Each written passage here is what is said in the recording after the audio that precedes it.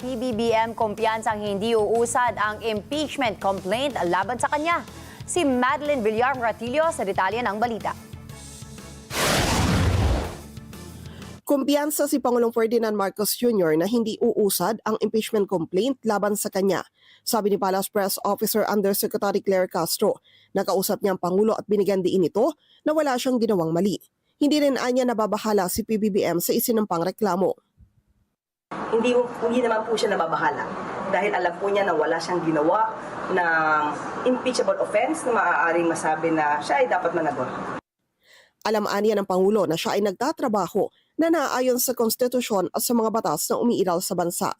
Una rito, aminado si Castro na sakaling ma-refer sa House Committee on Justice ang nasabing impeachment complaint, hindi ito maganda para sa imahe ng Pangulo.